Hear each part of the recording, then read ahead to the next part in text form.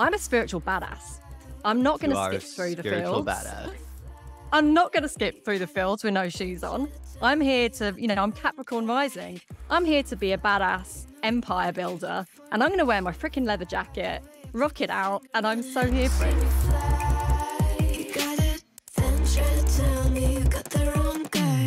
Hello and welcome back to the Michael Edwards Show. I am joined today with the amazing Lisa Moore. She is a divine power speaker, activator, and visionary for badass light leaders. She is this incredible soul filled with so much energy. We connected online on social media and we have been voice noting back and forth for a couple of months now. And as much as I would have loved to have a conversation with her, I said, let's save our first speaking conversation for a podcast episode, because I so often find with people that have been on a similar journey that there are just these bits of magic that we share and connect over. And I thought, how amazing would it be to document this conversation? And so we were actually so excited to start talking that we just kind of launched in. So I'm going to cut from this directly to us talking, I think, about Lisa and her partner and just kind of setting up our lives. And so I hope that you enjoy the conversation as much as we did having it. He's actually back now, but for a year, he hired some workshare space. And on that day when he was kind of going to be going to this workshare, I was like, oh my God, this is the first time since we've met that we're not spending all this time together.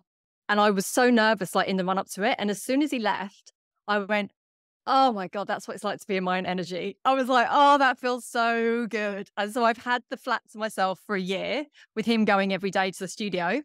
And he's decided not to renew. And about 3 weeks ago, he came back. So I'm having to get used to him being back in the flat. Goodness. So he's working upstairs on the mezzanine and I'm downstairs. But it's so weird having to adjust to be around someone 24/7 again. It's so weird. Yeah, I can't imagine. I've been single for like a while, so I cannot. And have you lived with somebody at any point? Oh yeah. Like I've had like long relationships, but I've been single for like I haven't been me in a relationship. Like I've became me like since I've been single, if you know what I mean. So it's like I don't even know what that would look like, because I used to be just a bundle of trauma bonding, and now I'm very independent, like very very independent. But the thing is, you've got to do that. Like, how old are you, if you don't mind me asking? I'm 37. You're 37, yeah. So I feel like in those kind of like early 30s, and I think men are probably about 3 or 4 years behind the kind of the getting in touch with the feelings and all of that stuff. But I do remember I lived on my own for the first time in early 30s, and I never said that I would be able to live on my own. And it was the best thing I ever did, because I was like, all of a sudden I was fully in charge of my own space. So I'd bought my own flat and my parents would come round and my dad would be, they're athletes. My dad's a builder and they have this picture perfect home. And he's like, you're not going to put pictures up here. You're not going to put that up there. And I was like, no. For the first time in my life, I was like, I'm going to take my time to figure out who I am before I commit to the art or whatever's going to go on the wall, because I didn't know who I was. And I didn't, just slapping something up on the wall would have been a representation of, like you said, all the trauma bonding that's happened up until that moment. And I really wanted to figure myself out first. It's so interesting that you say that, because also after I, broke up with my ex-fiance, I moved to Calgary, and it was the first time I had this beautiful apartment, and I decorated, everything was new. I got all new stuff, and I decorated it for the first time. And I feel like it was the beginning of me finding my style. And that sounds like such a superficial thing, but it was like the beginning of like me finding me at the same time, I haven't thought about that association for a while until you just brought it up. I mean, another kind of version of that is that the business that my partner and I started, it was a fashion business, because when we were traveling for, the 9 months and we'd just had that whirlwind meeting, blind date, and we'd go to a new city, and I would always be like trying to find something that really represented who I was. And he's got a background in design, not product design, not fashion design, but we were gathering different business ideas. And at the end of our travel, we said that we would spend a month in San Francisco deciding what the business idea was going to be. And we had all these, like a massive long list of potential ideas. And then we had like passion projects list. And on it was fashion, because he said to me, he's like, well, when we get home, like, I'm quite happy just to kind of help you design something that you want to wear as like a little side hustle. Cause obviously you have so much time on your hands when you start your own business, not. And in the end, that became the idea. And what I realized now was that there was something that was trying to be birthed through me. Now I realize, since my awakening, is that, I've like the piece that I absolutely love. I'm not wearing it today because it's too hot, but I've got it here. It's my leather jacket. It's like black and gold, obviously. And it's all like luxury, the most high end stuff, because we both have luxury vibes, and everything that we do it to the best of our ability. And it's my signature piece. And people have said to me, they're like, when you think of someone spiritual, it's so easy to kind of think of a hippie kind of skipping through the fields, very much Yeah. nature based.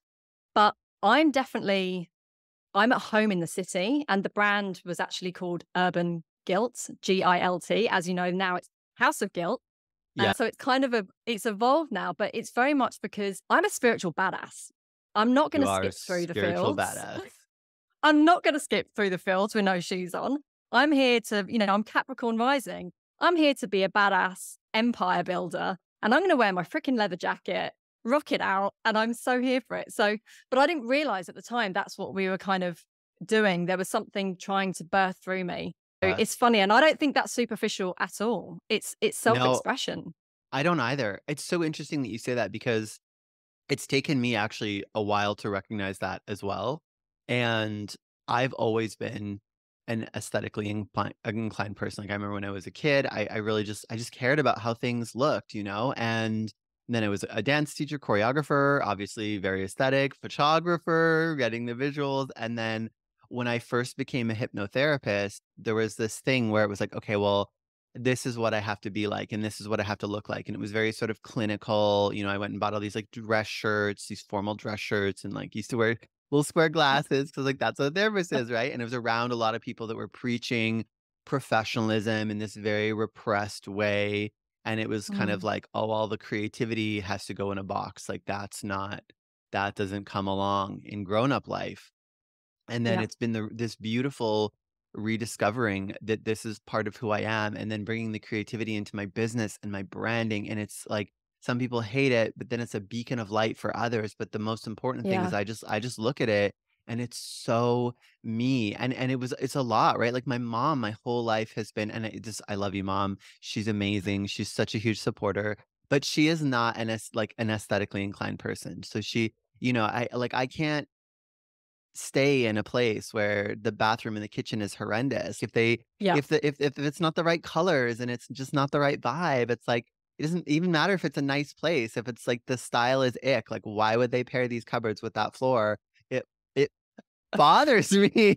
And she's yeah, always like, honey, you're so superficial. But to really claim that and be like, no, I care about aesthetic, and I'm yeah. not going to say sorry for that. I'm not sorry for it, because it's just like part of who I am. And if it's your thing, then I love that. And if it's not, then I don't judge that. But I don't receive the judging of me. So I love that. And there's two reasons why I love that. First of all, you're giving people permission to own all the different parts of themselves, and you're breaking free from what a typical hypnotherapist looks like, So you're showing people that you can be a blend of the divine feminine and divine masculine, rather than just kind of, being stuck in a box. So I love that, number one. And number two, in my human design, I've discovered that I'm actually out of vision.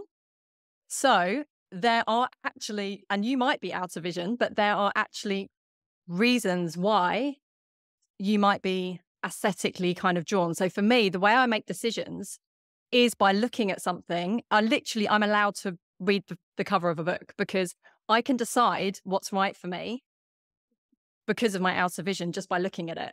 So when I saw your profile, I was just like, yes, here for it. Looks incredible. I'm so here for it. So, you know, there's no shame in that. Yeah.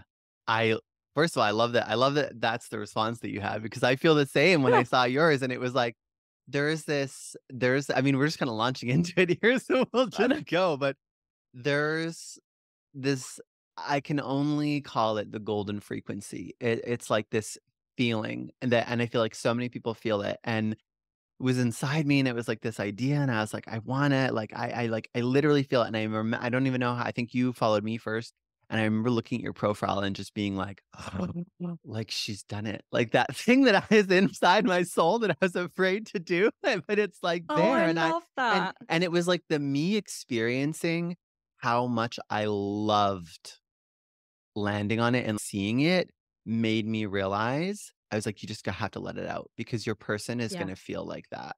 And it's been interesting because I Yeah. feel like I was literally gold.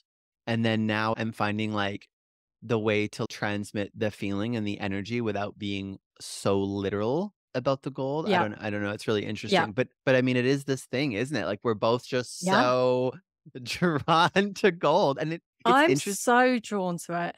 Yeah. Sorry, So you were no, you saying. go, you go. Well, I was gonna say, like, whenever I do like any visualization or energy healing, like my aura always used to be blue. Like whenever it was like, go and you were clearing something and like bring out your energy, it was always blue. And then there came this time, and I guess it was through sort of like my healing journey and awakening, and it became gold. And like whenever I like close my eyes and visualize my energy, it's always this brilliant gold. And I can feel it inside my body. Like I wake up in the morning and the first thing I become aware of is like this golden energy in my chest. And I like radiate it, like when I'm manifesting or when I'm just like setting the intention for the day. It's like always tapping into this golden energy and just like radiating it beyond my body. And I can feel it. And on a day when I'm not as tuned into it, if I, watch a video or something back, I can feel it. I can feel that it's not there. That like golden spark isn't Yeah. there. It's super interesting. I absolutely love that. And funnily enough, there's two reasons why I'm so kind of connected to gold. The first one is because this fashion brand that I started with my partner, when we were deciding the name of it, we wanted to play on words. So this was like 8 years ago, and we came up with the name Urban Gilt, Gilt, because it meant gold. And we wanted it to be a play on guilt, Guilt. Now, but fast forward 8 years later, and now I understand that that was like totally given by my spirit guides, because obviously now the brand is House of Guilt. So, we've moved away from fashion. He's doing his thing, and I'm just doing this, standing in my divine power, doing this. But now I realize that, well, first of all, the gold in itself, because it stands for alchemy and spirituality and abundance. And also, I've realized that if you come to my Instagram or website, it's black and gold. And all of a sudden I had this realization a couple of years ago. I was like, oh my God, your earth star chakra beneath your feet is black. Your soul star chakra above your head is gold. So it's about the Kundalini and transmuting the energy from your earth star to your soul star chakra. So that's why, for me, I mean, there's another reason. I'm here to be a light worker and a shadow worker. The light worker Uh-huh. is the gold. The shadow worker is the black. And I also incorporate snake in there as well, because Scorpio moon, I'm all about the transmuting, the transforming. But then I realized with the whole guilt, Gilt, being a play on words from Guilt, is that we're here to transmute that guilt, the Guilt, into gold, and to reveal and peel back all those layers of the darkness and the shit that's been layered over us from lifetimes. And I'm particularly passionate about collectively held stuff. But, to reveal all of those one by one, like layer by layer, to reveal that guilty gold goodness within us, because we've got so much fear, shame, and guilt from lifetimes of being horrendous to each other. We've all Yeah. lived many, many lifetimes, and we've all been lower vibrational beings. So we've all done horrendous things. So we all carry so much guilt, from our own past lives, carried down from ancestors, passed down into our DNA, but also what's collectively held. There's so much guilt, let alone what's happened in this lifetime. So we're releasing all of that and we're transmuting it to gold. And then the other thing is that we're claiming the fact that we're allowed to have everything that we desire without guilt. You know, we're here to have the big, bold, beautiful, badass, biggest life, like whatever that means to you, whether that's like crazy opulence or whether that is a very humble life, it doesn't matter. We're here to just have our soul's desires without guilt, without shame, whatever that means. And that I've kind of come to realize that name has evolved with me. And I love it still to this day. I still love it. I, And I'm so here for the gold. I love it. And there's like a million things that I could respond to in what you just said. And it just reaffirms for me, there's so many, like, this is why I want to have this conversation, because there's so many things with such different life experiences that that we like weave on. And so I want to touch on the shadow work, because I know that you're a theta healer, which is or that's a part of what you do, which is very interesting to me. Mhm. And I want to talk about that. But specifically, you said something the other day about the what's in the collective subconscious. And I Mhm. thought that was so interesting because, Mhm. of course, we, like, even this is what science understands, is that we unconsciously communicate and pick things up. Like, just like a child learns, we sort of, we download, we download, we download. And I had never thought about it like that. We talk about collective consciousness, but I had never thought about the collective subconscious. And when you said that, it was just like, and it made me think of this, this other thing is, like, very often it's like, we have a limitation. We sort of like activate the limited mind based Mhm. on some of the things that are in our subconscious. And so I'd love for you to talk a little bit about that.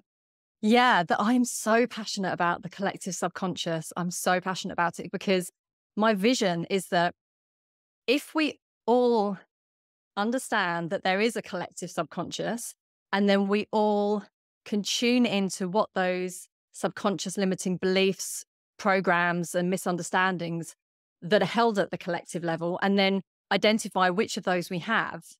And we all did that and we all healed those.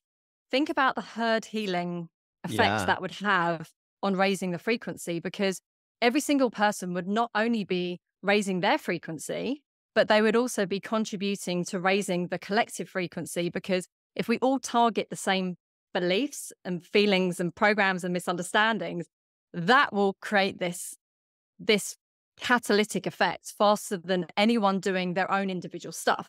And the reason why I know this is because I've been on such a deep dive for the last 4 years into my subconscious mind. And I started receiving theta healing with my friend who trained as a theta healer. And I didn't really know what it was, but I felt called to try it. So I just read Dr. Joe Dispenza's book, Breaking the Habit of Being Yourself.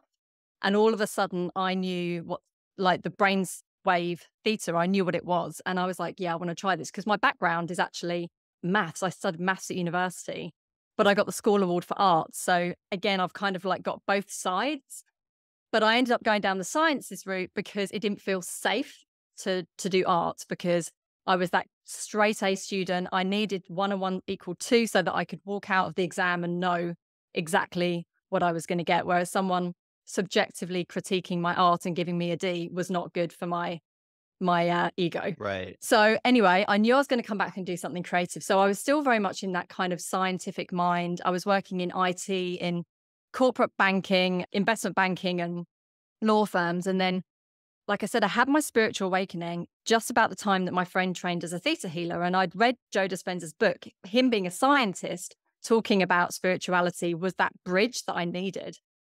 And I had my first session. And honestly, I was like, oh my God, what is this? I freaking love it. I'm obsessed. What's just happened? Because I could instantly feel the inner shifts Yeah. that were happening. So no one else does this. No one else gets the replay, watches it, documents everything. But I got the call from my higher self to watch every replay and document every single thing that we were clearing. So anyway, 80 hours later of theta healing sessions, and we've cleared about 2,000 subconscious limiting beliefs, programs, and misunderstandings in those sessions. And I just loved those sessions. I think actually, no, it's about 1,500, because since then, I've then trained as a theta healer. Then it became so obvious that it was like I was pretty advanced, even though I wasn't trained, because I knew Yeah. how it was all kind of like working. So I then trained as a theta healer. And then since then, I've been working on myself and I've uncovered about another 1,500 and it's still going. So I have this, I call it my guilty vault of ever expanding subconscious limiting beliefs and programs and misunderstandings. And it became really obvious at some point that a lot of the stuff is mine. I'd say 2/3 of it is mine, Mhm. but a third of it, 100% is collectively held stuff because it's got nothing to do with me personally at all. Yeah. It's not kind of showing up in my, it's so deep that it's showing up in my life in a flavor. But I know that everyone has this. And obviously being intuitive, I can tune into which ones those are.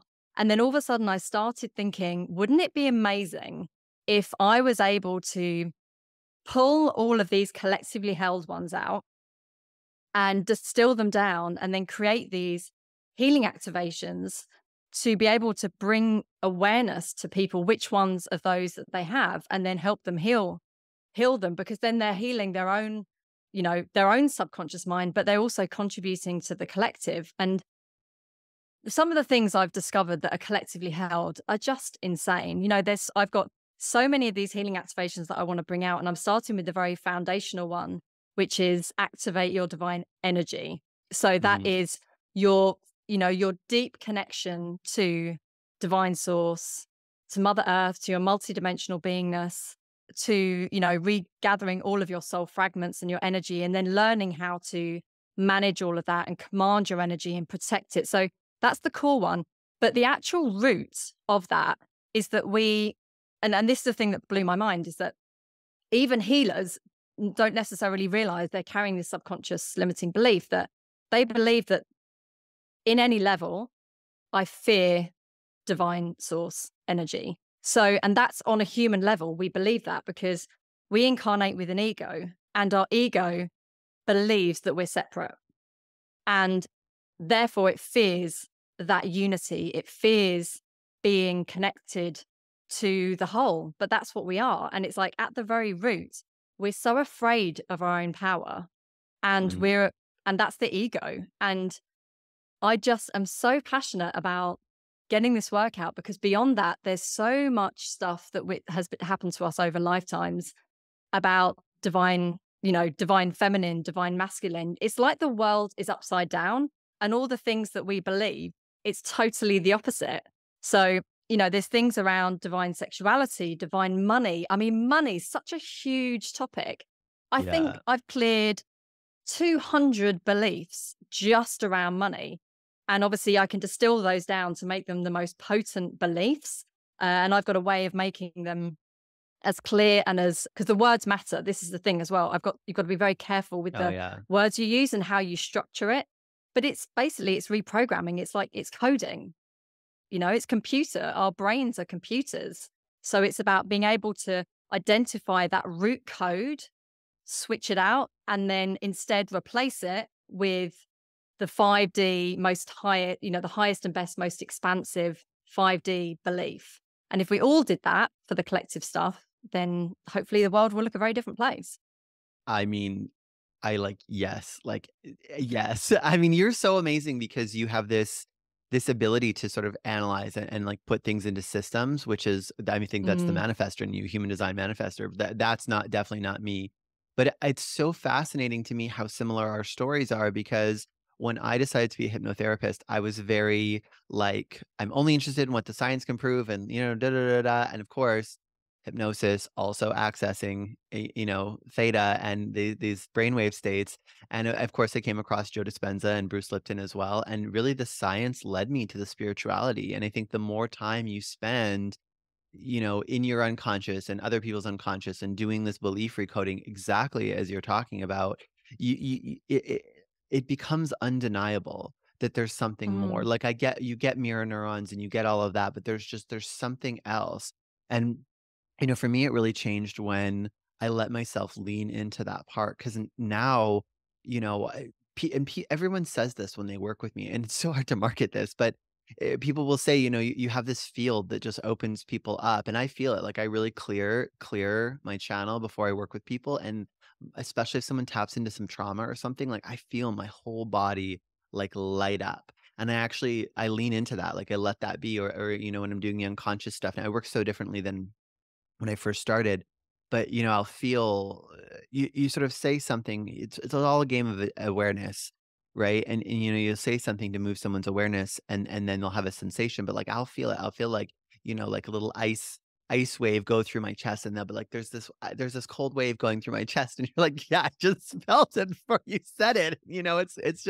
It's wild I how love that. interconnected we are, and how and I love too the weaving of science and spirituality as well, because I that's to me they're not at odds with each other, and we Mm, talk a lot about in the spiritual world, the collective consciousness and raising the frequency of the planet. But when you talk about the collective subconscious, as soon as you said that, I was like, oh, and that's the mechanism by which it happens. And I find that mm, a lot. It's like there are these, like, the things in the material are the mechanism. Like, it's not an either or thing, and mm. I love the way you think and the way that you approach all of this in your work. This is interesting to me. Do you Because you must notice that some people, I don't know how to say this nicely, but it's like some people get so out there that it's like they almost, like, lose the ability to function in the plane of reality that we live in to a Mm. degree. But you have this, like, beautiful, like, you're aware of so much, and you're like, "Yes, I operate on planet Earth." Like, I'm creating a business and a healing modality. Like, how do you navigate that? It is interesting because I did have a lot of fear when I first started doing theta healing with my friend before I trained myself, because I was scared, and that was obviously my ego using that as an excuse not to do the healing. I was scared that I was going to float off to five, thinking that it's like, another place. And I think a lot more stuff is coming out now around the fact that 5D is still physical. It's Yeah. just, it's a lighter energy. So we're going to be able to have the most amazing kind of ways to communicate and things that we can't even imagine, but it's still physical. So I think that has kind of like helped me remain grounded. But also in my astrology, I'm two earths and a water. So Mhm. I'm Virgo sun, Scorpio moon, Capricorn rising. So I think it's quite easy for me to remain grounded, even though I definitely have this kind of this vision of this 5D world. And part of what I'm here to do is to add the manifester, to speak about it, to, share this vision, to activate people and get them excited about it. Because when I first started healing, like I said, I was scared about 5D. I was like, oh my God, am I going to lose my friends? Am I going to lose my partner? Am I just going to float off somewhere? And it's like, actually, no, this is what we came here to do in this lifetime. And those who are, here for it, we're all going together. Actually, there's probably more of us that are going than are not going. That's kind of my belief. So I think it's quite easy for me to remain grounded, but I do still, every day when I do my energy connection, I always make sure that I ground. First of all, I do my cleansing, then I bring in my shields, connect to source, connect to 5D, bring in emerald green healing lights, activate my own divine energy, which is gold, of course.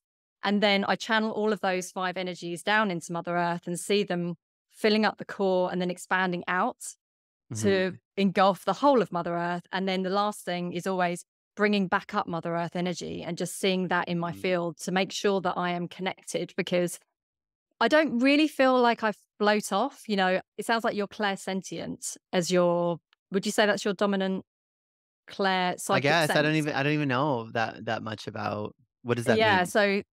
So Claire, I think I'm getting this right. Clairsentient is feeling when you feel, Yeah. what someone else is feeling. So I don't really, I've never really had that sense of floating off, because I'm more claircognizant, which is just, you just know stuff, Yeah. which is probably really helps me when it comes to my, designing the healing activations, because I just know what's collectively held and what's mine. I can differentiate really easily. And then I'm also clairvoyant. So that vision, being able to see. Where was I going with this? Can't remember where I was going. Where was I going? I was saying about the how I was earth, floating off. the earth energy, and then senses. Mm. Then I was saying I was feeling, I was saying some people float off. Oh, anyway, I'll just wrap it up by saying, yeah. So I've never really had that sense of like leaving the earth. I've always been quite grounded, but I still like to make sure that I'm fully connected. So I'll do the connection and I'll be like, I'm safe, secure, grounded, fully connected to Mother Earth and Yeah, abundant, expansive, and free, connected to divine source to make sure I'm that channel because, everything that we're doing here to get to 5D is channeling 5D, but into the physical. And it is important that we remain connected and remember that we're not floating off. We're here to create physical form, but a 5D version of it, a it's higher so vibrational version. I love that all of the energy was the answer to that question because I also in finding this was like the realization that like sacral and root chakra energy were just really neglected, and I kind of had this, as many of us do, wounded relationship with the masculine, and it was like Mm, I literally could feel like it was like here it lit up, and then energy like didn't flow down. And so also in that like clearing of those energy centers and allowing energy to flow into the earth allowed me to function as like a more functional, responsible human being in the material. And I know to some people that might sound like such a strange thing, but it's just like it does. That is so but much more effective than trying to be responsible or like install certain habits, although I do love habits. so do you feel like you float off sometimes, or in the past you felt like you floated off, or is it more like just getting shit done? Because you were saying that, you feel like I'm quite grounded in the physical. I've definitely watched people like float off and feel maybe a little bit disassociated.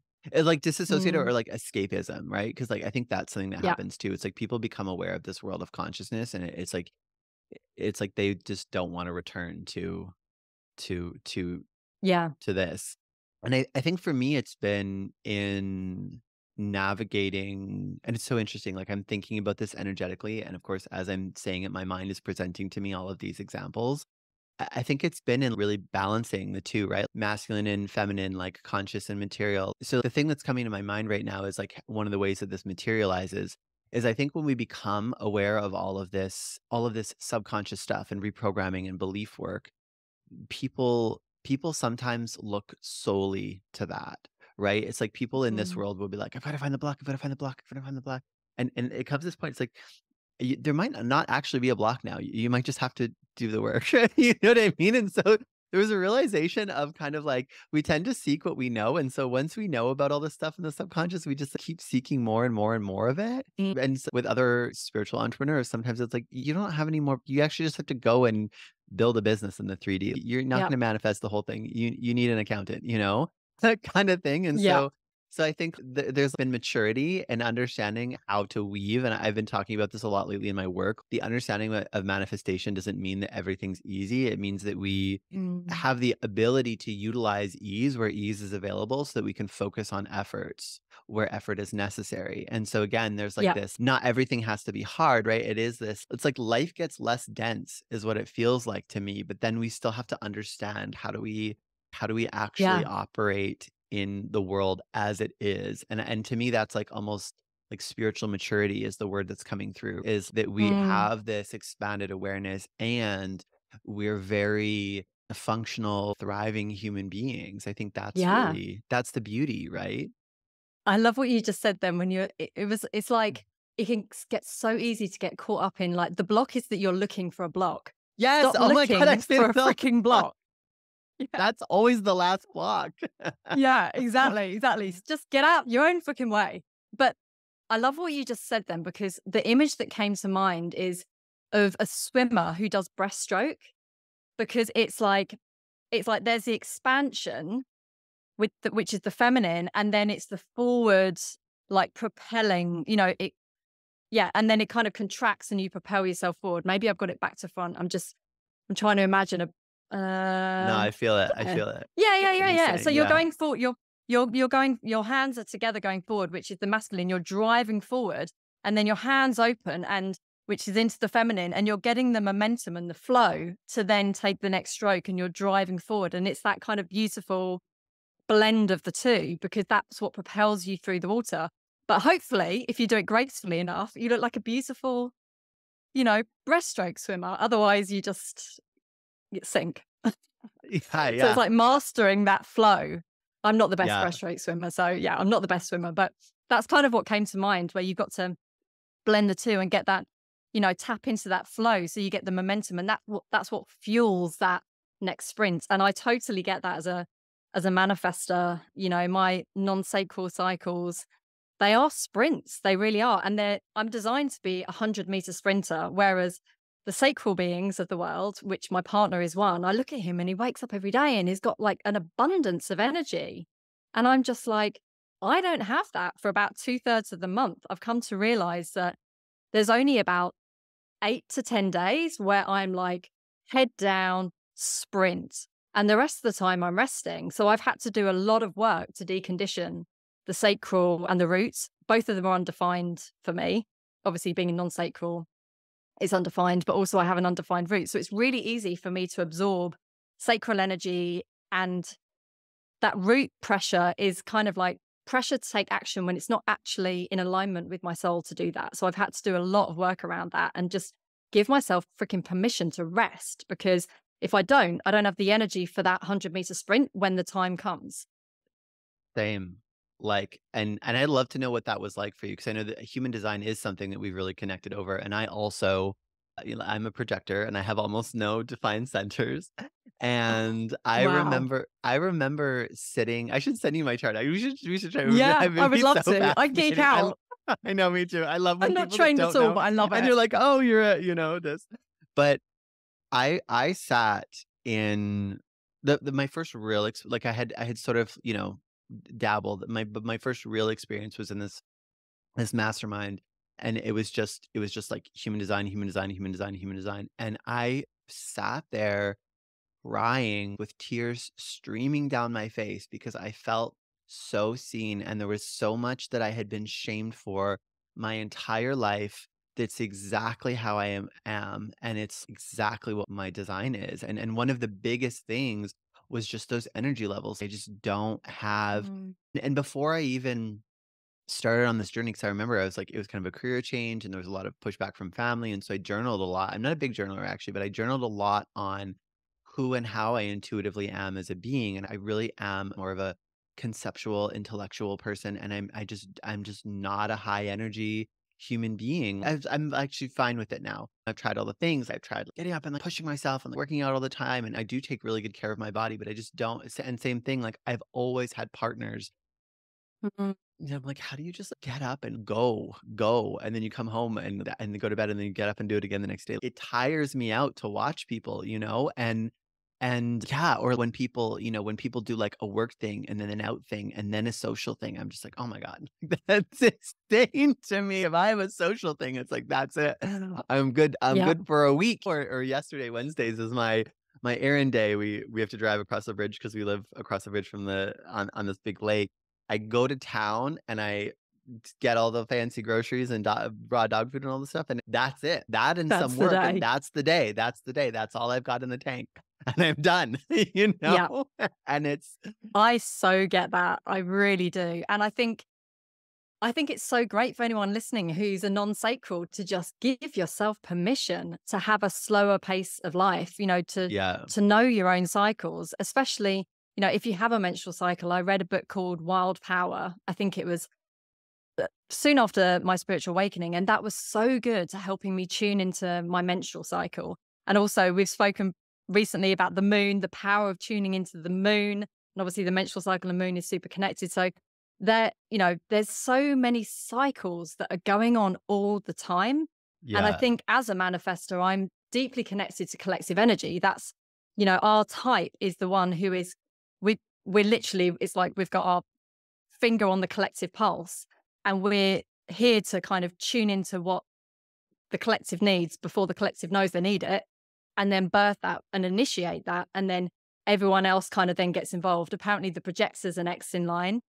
And then after that, the generators, then the manigens, and then the reflectors. And there's a whole kind of sequence.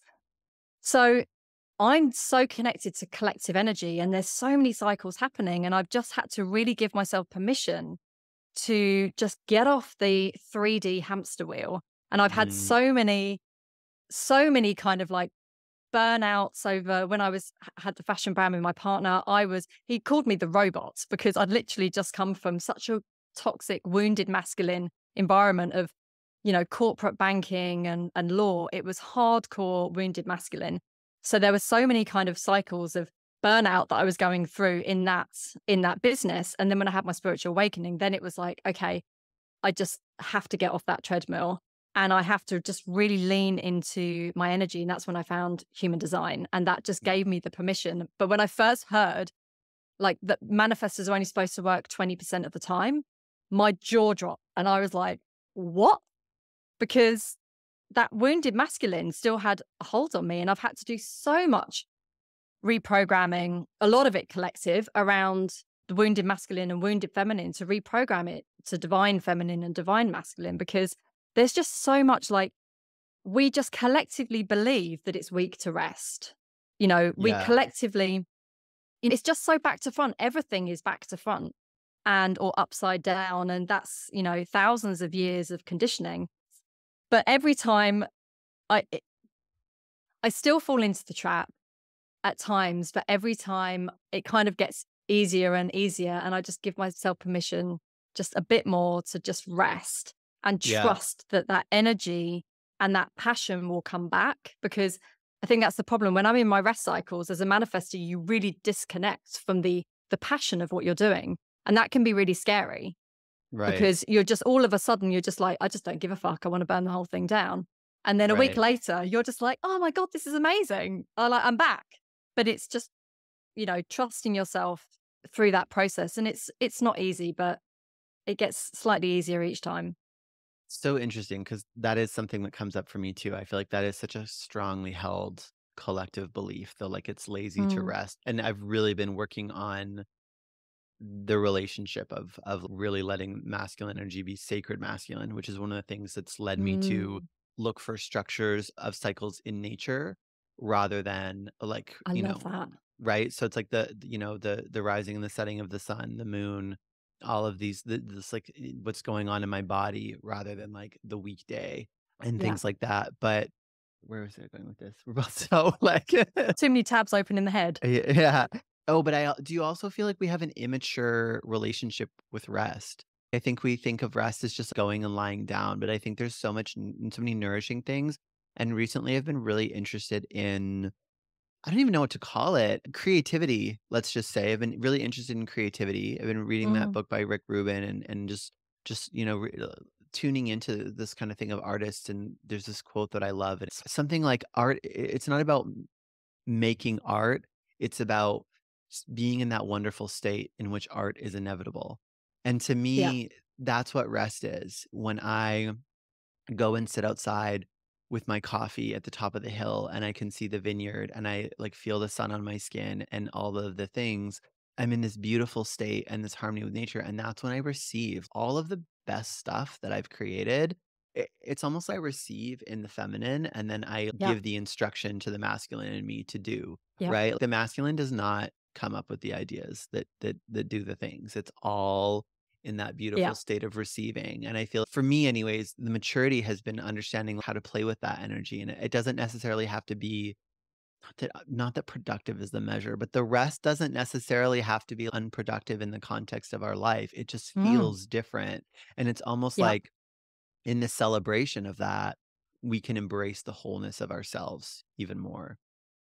I love that. And funny enough, the word that was coming up for me before you said it was receiving, because that when we're resting, it's like you said, it's not Yes. about being on the sofa. It's about receiving whether that's going to your favorite coffee shop or being in nature or going shopping for some clothes. It's just about being in that feminine energy of opening your mind up to receive whatever it is you need to then take action on in divine time.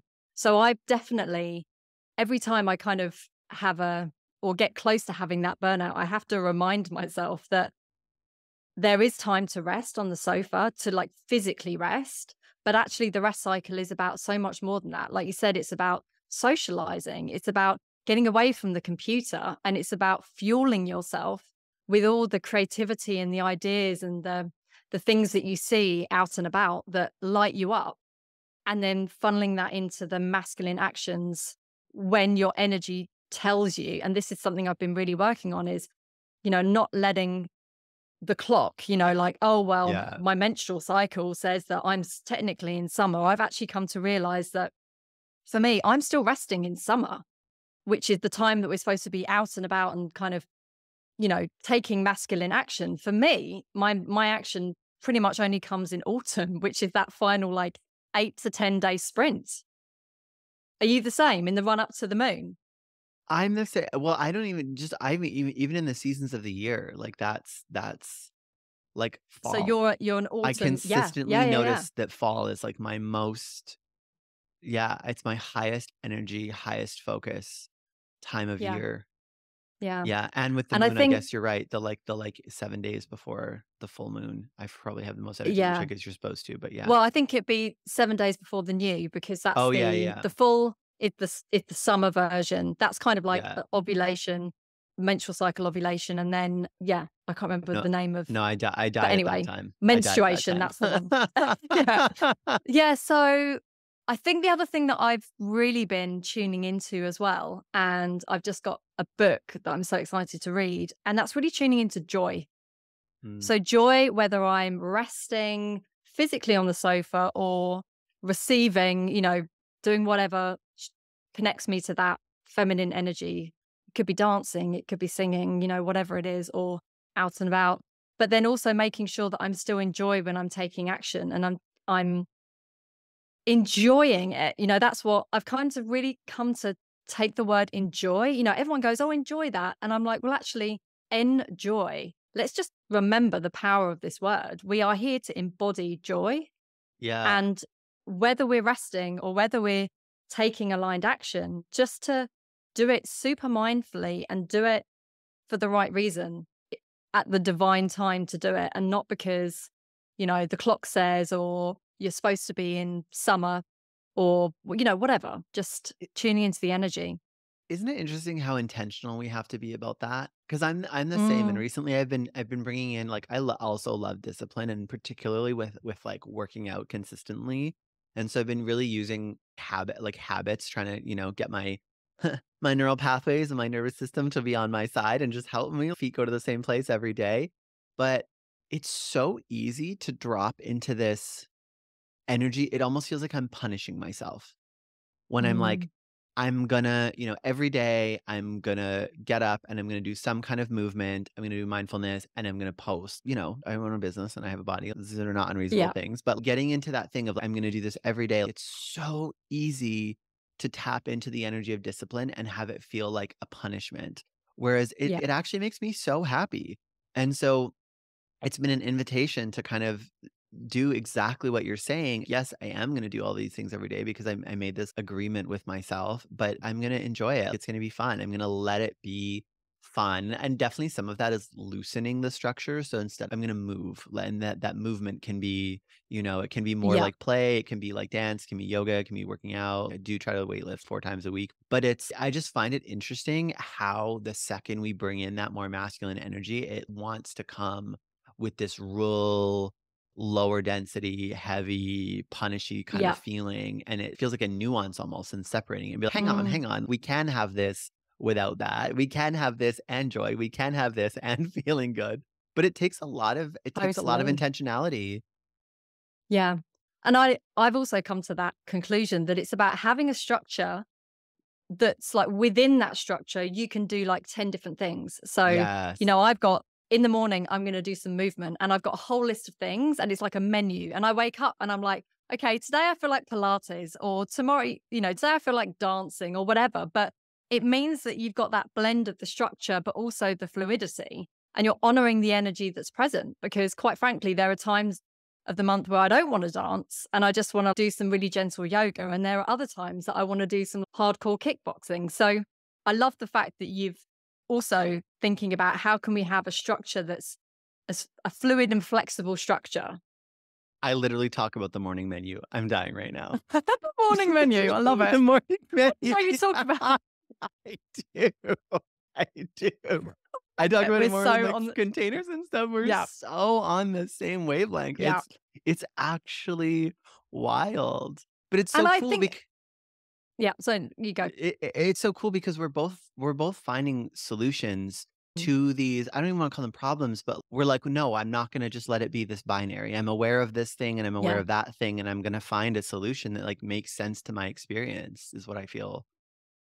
I also feel as well that it's giving us permission every day to choose what feels aligned. Yeah, So yeah. it's like, I've committed to doing this because it's in my best interest to move, but I still get to choose what that looks like. And I think having that every day and being like, it's exciting because I wake up and I'm like, oh, what do I feel like doing today? To move my body, and that's empowering.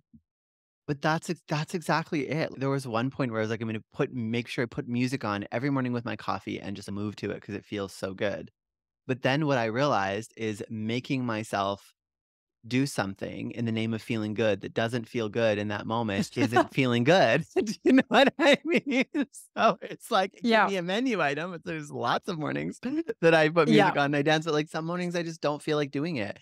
And if I Yeah. force myself to do it, I do something else. I might go and meditate. I always do something to balance my energy and intention, but it's the forcing, isn't it? I think it's the forcing. It's the forcing, and it's Yeah. also making everything limited as well. So it's like, why do we try and make everything so limited and so constricting? And obviously, it's just thousands of years of conditioning. So, that's why we do it. But it's like, actually, let's give ourselves permission to open up our minds and open up the possibilities and choose from a bigger range of things.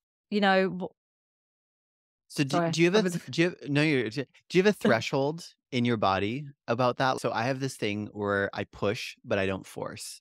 And I Mm. can feel the difference in my body between pushing myself and this place where bodies no, like we're not doing that. And I don't Do you force mean over that. physical workouts, or do you mean just in In general in general, everything? like it could be definitely, I can feel it very clearly with physical workouts, but it can even be working on my business or something. Let's say I committed to something for a launch and then it's like, you should do this now. And I'll push to a degree, but I can't, I can literally feel it in my body where there's this line where it's just like, no.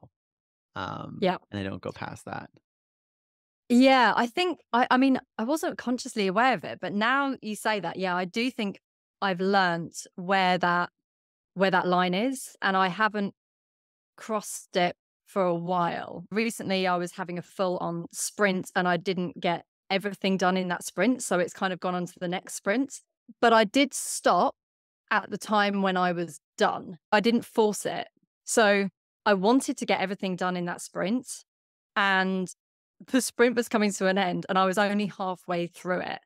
And old me would have just powered through for about another, probably would have been another 3 weeks. And considering my sprints are now only about 8 days long, the old me, I would have just been, flat out on the sofa after that. I would have been spent and probably wouldn't have been able to get off the sofa for about 3 months.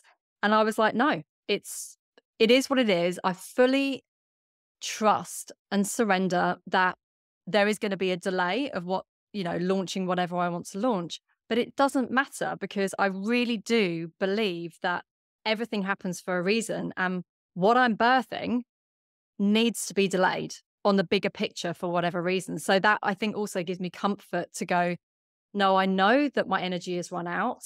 Chill out. Just move everything. It's okay.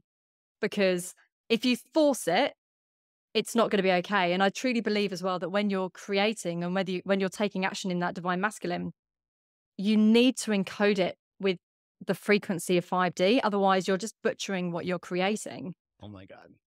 Yes. So you're just creating more 3D. If you put force into it, you may as well not bother doing it. You may as well just say, I'll do this when the 5D energy is there, because right now I'll do it when it feels good to do it, when it feels joyous to do it. Because the force is almost just eliciting that pushback, isn't it? It's like you're Yeah. forcing forward, and so you're getting an equal and opposite response, which is like you're Yeah. creating, it's like that to me is the opposite of manifestation. It's like you're creating Yeah. resistance, and so you're being met with resistance. Oh my God, so interesting what you're saying. So I have a very interesting question for you, because I noticed that you noticed all of these things and systems and correlations. Do you find a correlation between the energy state you're in and the receiving of money, like in a more masculine doing or a more feminine receiving cycle? Hmm. As in when I receive, when I'm in more masculine or more feminine. So as Yeah, in receiving when you're in more feminine, I yeah, think probably, yeah, I think probably receiving when in more feminine. So sick. when, yeah, when you're, which is also really good for me. If I only work one one third of the month, that means I'm receiving 2/3 of the month. But yeah, I do think for sure there is a correlation for sure between receiving when we're not doing, which, we've been so conditioned to believe that we only receive when we take action, but it's not. Like the I action find is it, the investment yeah, and then we I receive. totally, I find it like the complete opposite, which is so interesting. I mean, obviously Yeah. you have to do all of this stuff. Like you've got to build the systems and the structure that is my It's the business. And like, investment. but like when I'm actively doing marketing or promoting or something, that has never been the time that I've received the exponential magic money. That's always come in a season of very lean back, very just connected to the magic. And it just comes in. It just comes in I in wonder X. as well, because when you're in that receiving energy, it's like there's less attachment. When you're in that masculine energy, and have you read A New Earth by Eckhart No, Tolle? no. Oh my God. This book has blown my egoic mind just literally out of 3D. It's just like, it's honestly, it's jumped to the top of my recommended books list. It is incredible. And I can't remember why I was going to say this. Why was I going to say this? What are we talking about? Receiving in the Um, feminine, receiving money. yeah, but why was he? Oh God. I keep losing my train of thought as well. We're doing it to each other, I aren't know we? we're I keep just we're losing. just so we're just so excited. I'm so excited. Why was I talking about that? Oh, it will come back to me. We were talking about receiving, weren't we? Masculine, ego, yes, attachment. That was it. Yeah. So having read this book, he basically is saying that it's like non-resistance, non-judgment, and non-attachment. They're the Mm. things that we need to lean into. And I think it's so easy when we're taking action that we feel like we're taking action to get to an outcome. So there's an expectation. We're attached to, like, I think it's so easy. Sorry, that wasn't coming out right. Okay, so having read this book, it's all about how the ego wants to keep you either in the past or in the future. So Mm. anytime you're thinking about an outcome that you want to have, which happens so naturally when we're taking action, because we're so conditioned to be like, if I do X, Y will happen. So I think it's the ego shows up particularly when we're taking action, if we're working on our business, because it's like, well, if I do this, then I'm going to make X amount of money, or I'm going to have an amazing launch, or I'm going to get new clients, or whatever it is. But that's the ego. So every time you're thinking about the outcome, it's the ego is in charge. And then we're just channeling the ego in 3D into our creations. So if instead Mm. we can create and take action from a place of joy, and we're creating without any attachment to what is going to happen, without any attachment to the money we'll receive, the clients that we'll receive, the impact, the visibility, all the things that, you know, obviously visibility and impact is what we want if we're doing it in a soul aligned way, but all the egoic versions of that, which is, I want people to think I'm amazing, that kind of energy, then that's when we receive. When we finish taking action and we sit back and we're like, oh my God, that was the most incredible thing to create that. I was in my joy. I'm unattached to what's going to happen. I think that's when, in that receiving, and you go, oh, I'm spent, that's when the money comes in. So the more we can take action without expectation, which is the hard bit, without the kind of, I'm doing this as a means to an end, without I'm doing this to prove something to someone or whatever it Yeah. is, I think that's when we really receive, because it, yeah, we're opening ourselves up and we're doing it for the joy and the pleasure of taking the action. Oh my goodness. That was so beautiful. I definitely just got a code from that. I felt it land in my Did body. you? So yeah. Oh, That was beautiful. amazing. Amazing. Oh my goodness. I could talk to you That book. forever. I'm gonna read it. It just went on my Yeah, you've just got went to on read the my book. It's so yeah. good. Honestly, it's blown my egoic mind. Amazing. Amazing. So I'll ask you where people can find you in a minute. Is there anything else that you want to share with us? Is there anything else? I think something that I would like to share around the collective subconscious, if I may, Yeah. is that there are so many things that I've uncovered that I hold in my subconscious that are collectively held that has nothing to do with this lifetime. So I would Mm, really encourage people to be open to the fact that they are potentially carrying stuff that's collectively held. And also, you may have never experienced it in this lifetime or past lives. I've discovered some bonkers beliefs in my subconscious that I don't resonate consciously with at all. So I think that's something I would encourage everyone to be open to, the fact that there's something that's being collectively held and it might show up, but it will show up probably very obscurely because you don't really resonate with it consciously. So that's something I would say, be open to it, because we're all one. I love it. I've seen this as well. You're gonna have to come back, clearly. We're gonna have to talk more because there's so much to talk about. I know, I could talk to you for hours. So where can people find you? So Instagram is probably that's the main social channel. So that is House of Guilt, GILT.co. And Yeah, then the website houseofguilt.co as well. So pretty simple. Same handle. amazing. And we'll put, of course, all of Lisa's links below in the show notes so you can find them there. Lisa, thank Amazing. you so much for joining me today. I have absolutely loved it. It's been a joy, literally a joy. I've been sitting here just radiating Me as because it's well. so amazing to talk to you. So Radiating good. gold energy. That golden frequency. Amazing. I love it. Here for Thank it. you so much for joining us today. Sending you so much love, and bye for now.